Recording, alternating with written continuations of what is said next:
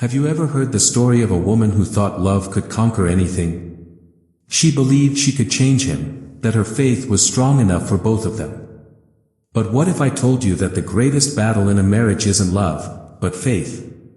What if the person you love is the very one pulling you away from God? The Bible gives us a serious warning in 2 Corinthians 6 verse 14, do not be unequally yoked with unbelievers. For what partnership has righteousness with lawlessness? Or what fellowship has light with darkness? Yet, so many Christians ignore this warning, thinking, I can handle it. My faith is strong. God will change them. But let me take you on a journey, a story of love, conflict, and faith, a story that happens far too often. Meet Rachel. She's a devoted Christian, serves at her church, leads Bible studies, and has always dreamed of marrying a godly man. Then she meets Adam, charming, successful, kind. But there's just one problem. Adam isn't a believer. God will change him, Rachel tells herself. He respects my faith, and that's enough. They fall in love. And despite warnings from her pastor and friends, Rachel says yes when Adam proposes. She believes love will be enough. But what she doesn't realize is that she's about to enter a spiritual battlefield. At first, everything seems perfect. They're happy. In love. But then, the small things start to show. Sunday mornings become a struggle. Do you really have to go to church today? Adam asks. Can't we just sleep in? He laughs when she prays before meals. Bible reading in their home feels uncomfortable. Rachel starts skipping church now and then to make Adam happy. She doesn't realize it, but her faith is slowly being compromised. The words of 1 Corinthians 15 verse 33 ring true, do not be deceived, bad company ruins good morals. Years pass. Rachel and Adam now have children. Rachel wants to raise them in the faith. But Adam? He doesn't see the point. Let them decide for themselves, he says. They don't need to be forced into religion.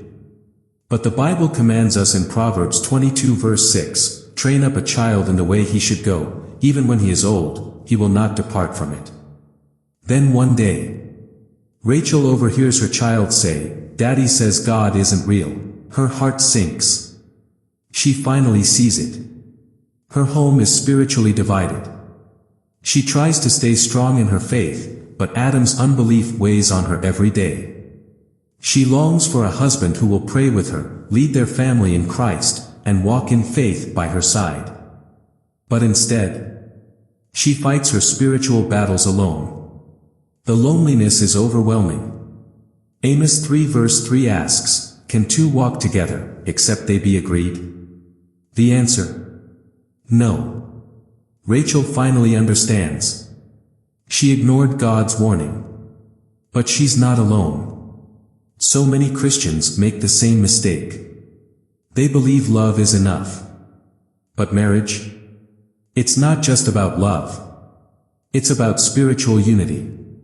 Jesus said in Matthew 10 verse 37, whoever loves father or mother more than me is not worthy of me, and whoever loves son or daughter more than me is not worthy of me. Even in marriage, Christ must come first. So what should you do? Backhand index pointing right if you're single, wait on the Lord. Don't rush into a relationship that could cost you your faith. Backhand index pointing right if you're dating an unbeliever, seek God's wisdom before it's too late. Don't let emotions blind you to the truth. Backhand index pointing right if you're already married to an unbeliever, pray for them. Love them. But never compromise your walk with Christ. God's design for marriage is clear, it should honor Him. If this message spoke to you, don't keep it to yourself. Share this video to help others avoid the same mistake. And let's talk about it. Comment below. What are your thoughts on marrying an unbeliever? Have you or someone you know faced this struggle? Subscribe for more eye-opening biblical truths.